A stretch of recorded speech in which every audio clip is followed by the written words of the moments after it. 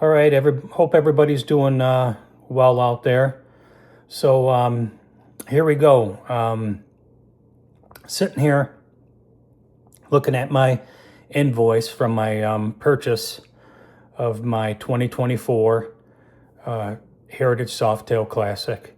The purchase date was April 11th, so we're coming up on about 4 months now since I purchased my bike. Got it from a local Harley dealership.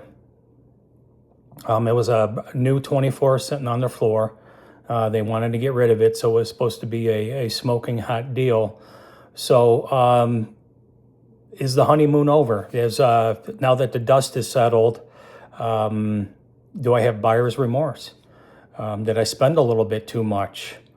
Is it everything that it's cracked up to be? So I'm going to go over a few things here, and I guess the short answer to that is no, there's no buyer's remorse. Would I do things a little bit differently this time around if I were to buy from a dealership?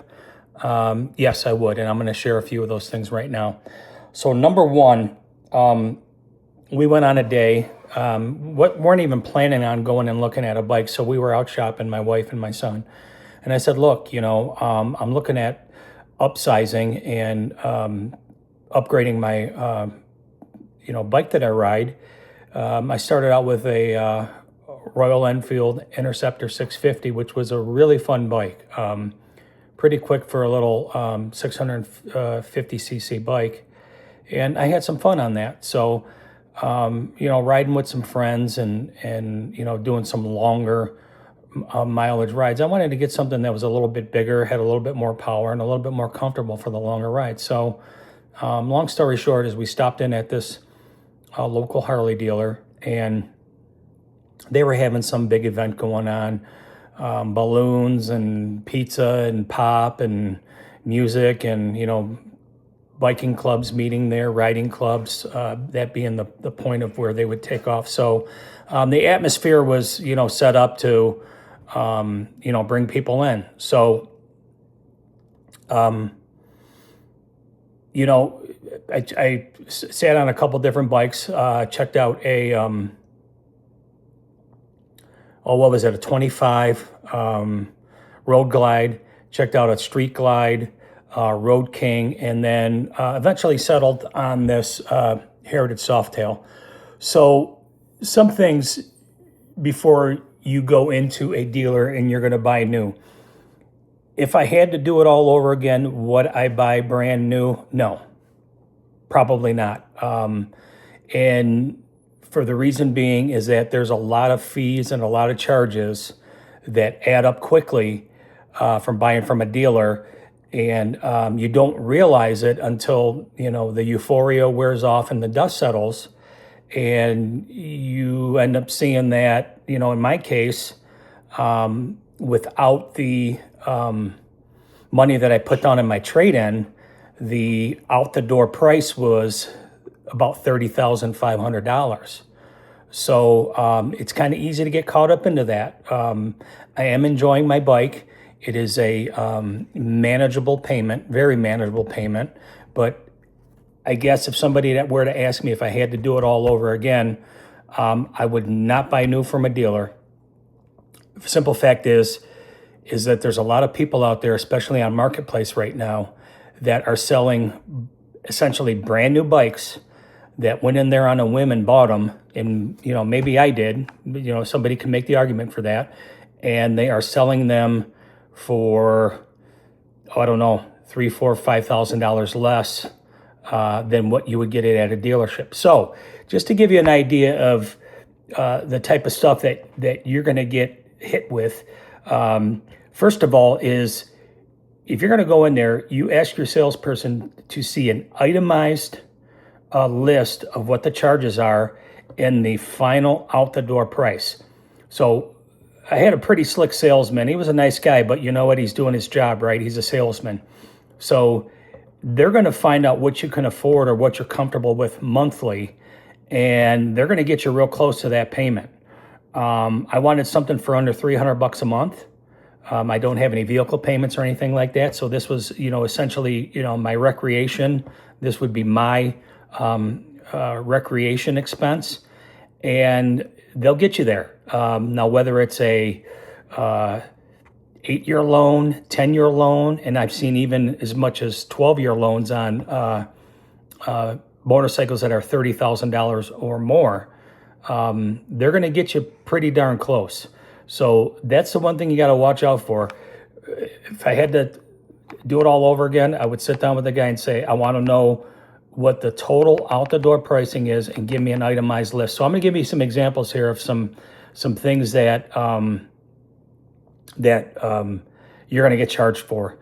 Freight, shipping, and handling, that was $700. Okay, the bike was sitting there for 2 years. They made it sound like they wanted to get rid of it.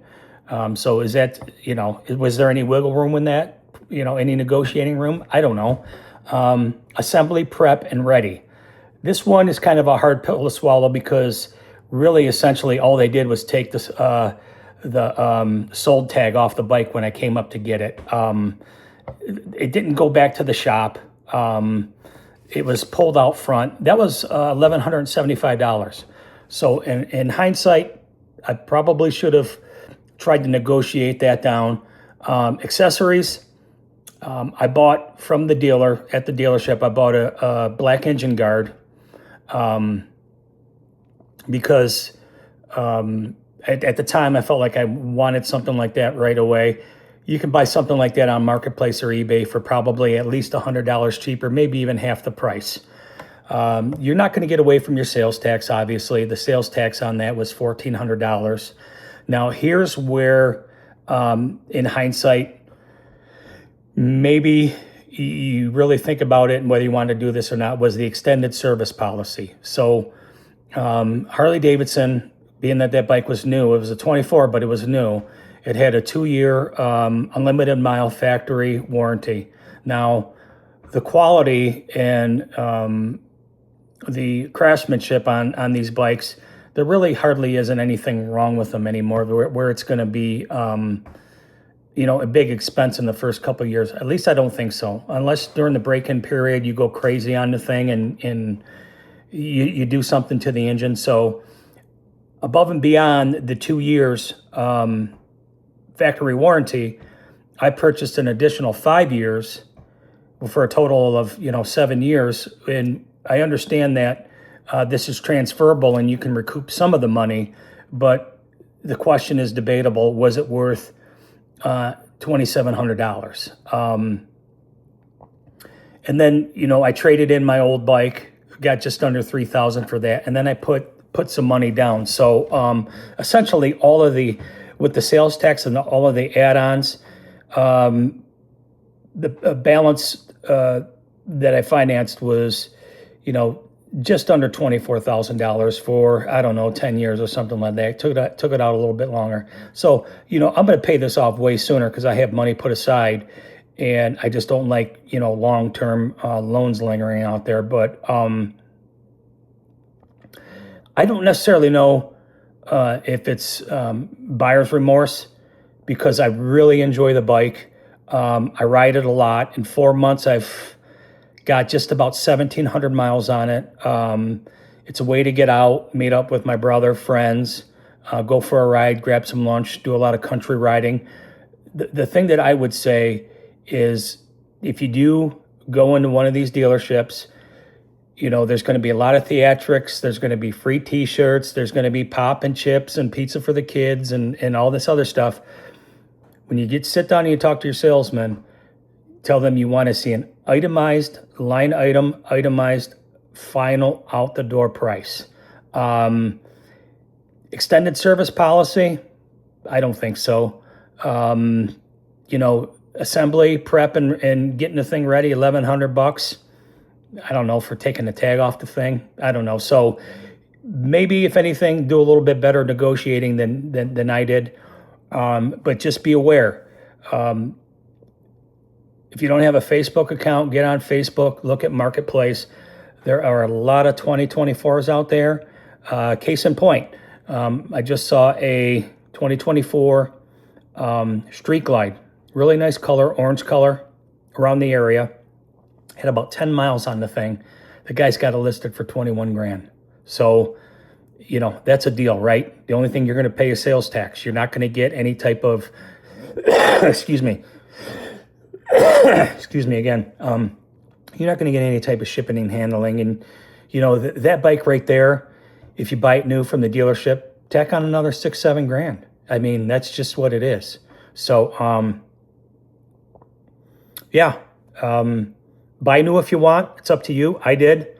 I'm still enjoying it. Don't have much buyer's remorse, but hindsight always being 2020. If I had to do it again, I would get something maybe a year or two old and let somebody else pay the depreciation value, because that's essentially what I'm doing. I plan on keeping the bike and doing some mods and upgrades to it, which I will post in future videos. So if you like the content right now, I'm not some massive content creator, have some big, huge production. Subscribe, hit the like button, and there's going to be some more stuff coming in the future here, like rides, some of the rides and some of the upgrades that I do, and even some of the minor maintenance stuff that I do on there. That's another thing. For your 1,000 mile, your first 1,000 mile service, do it yourself. Watch a YouTube video, go on Amazon, buy the oil, buy all of the stuff you need. It's literally, you know, a 45-minute, half hour to 45-minute process, and you will not void your warranty doing it. And the dealer, most dealers will charge somewhere around $600 to $700 to do that. So that's just a little tip there in closing. So in the meantime, everybody have a great day, ride safe, and God bless.